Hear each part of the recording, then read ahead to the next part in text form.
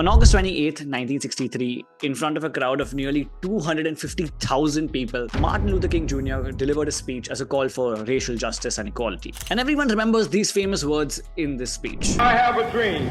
I have a dream.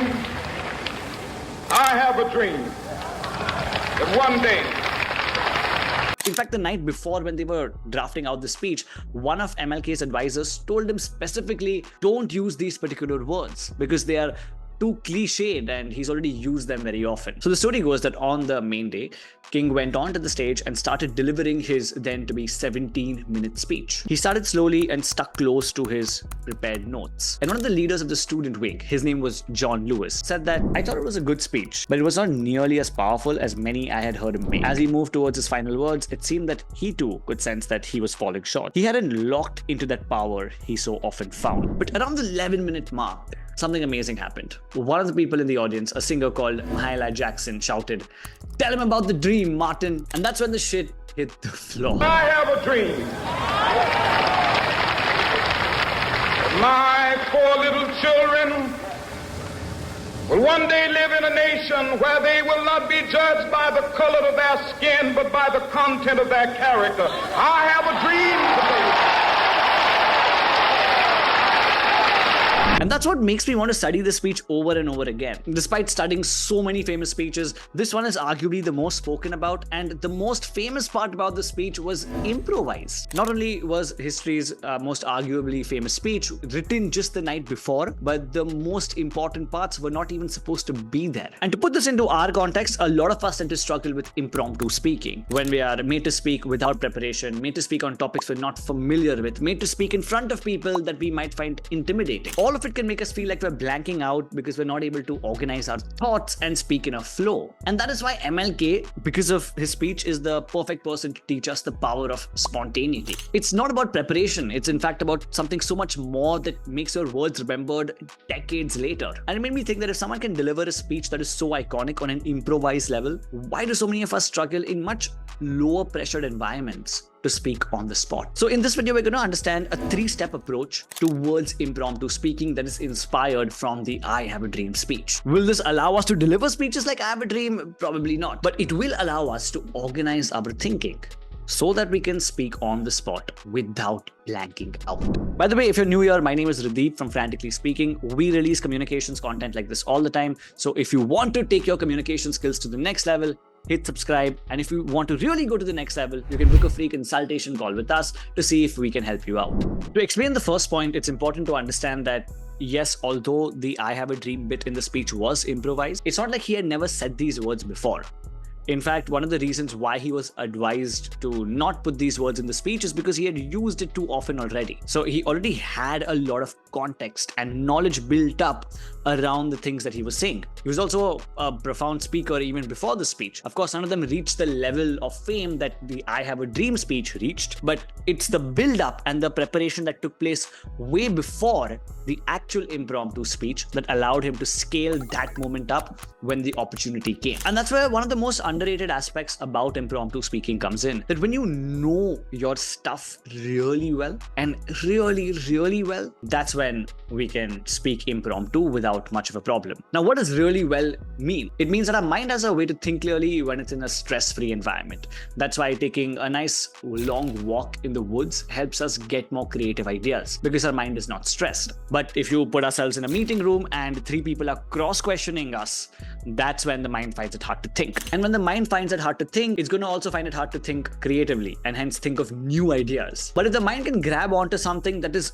extremely familiar, it's going to be a lot easier to speak even if you're put under pressure. In fact, one of my favorite speakers, Jordan Peterson, has also quoted that if the more you know your content, the better your overall speaking power becomes. If you're going to speak about something, you need to know a lot about it. You need to know 3 or 4 times as much as you're going to speak about at minimum. But what if you're worried about speaking on topics that you might not be familiar with? In that case, it's not about knowing your stuff in terms of subject, but knowing your way around the stage. And by stage, I don't mean a public stage necessarily. I mean, anytime more than one person is looking at you, that's a stage. The more we repeatedly put ourselves in these situations, the easier it'll be for our mind to get used to this stress zone, the more our mind will get used to this particular environment. And hence, when we are put in these situations when it really counts, it's not so stressed out that it can't really think of something relevant to say. And that's what MLK did really well. Not only was he an expert in his subject, but he was also very used to the stage. So when the opportunity came, he could improvise quite seamlessly. Now, to understand the second part, I'm going to move over to a politician of our current time, and that is Narendra Modi. Now, Modi is famous for not using teleprompters or scripts for the most part. And one of the things that allows him to do that, and how we'll compare it to the I Have a Dream speech, is hidden in this clip over here. It is a great to have you here at a time that is significant for both India and the Interpol. India is celebrating 75 years of independence in 2022. It is a celebration of our people, culture, and achievements. Did you notice how often did he pause in that particular clip? Pausing is one of the fundamental elements that helps you to speak on an improvised fashion. That's the same thing that MLK did in the I Have a Dream speech. It's not one quick ramble. He's taking his time in speaking. I am happy to join with you today in what will go down in history as the greatest demonstration for freedom in the history of our nation.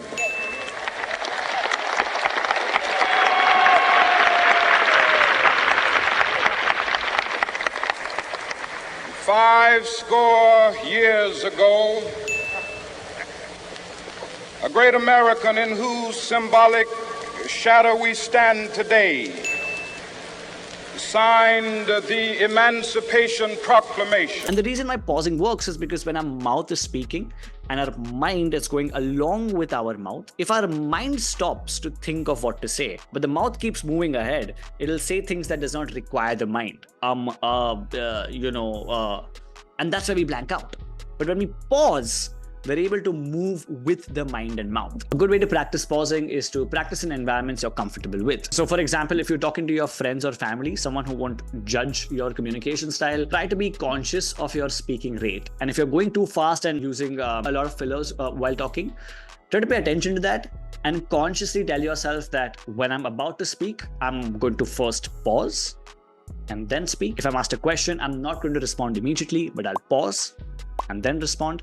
And every time I'm done with a sentence, I'll again pause and then move forward. This will feel uncomfortable in the beginning, which is why we want to do it in environments we are comfortable in, so that it spills over to the high pressure situations. And finally, the third aspect is to use something known as framework-based thinking. This means we need to organize our mind and give it certain clues so that it can speak on any topic even when you don't have time to prepare. Think of a framework as a template. You have the main bullet points laid out, and then you just have to fill it in with whatever subject you have to speak on. A good framework to keep in mind is the storytelling framework. It has three very simple elements to it: goal, problem, solution, also known as the GPS framework. So if you're speaking on any topic, you want to start by addressing the goal of what you're trying to achieve, the problem that's stopping you from reaching the goal, and finally what the solution is that will help you overcome that problem and hence achieve your goal. And if you want to know an example of such frameworks and more frameworks that you can apply to make your impromptu speaking a lot smoother, we've created an entire in-depth video on this topic, which you can check out right here. I'll see you in a second.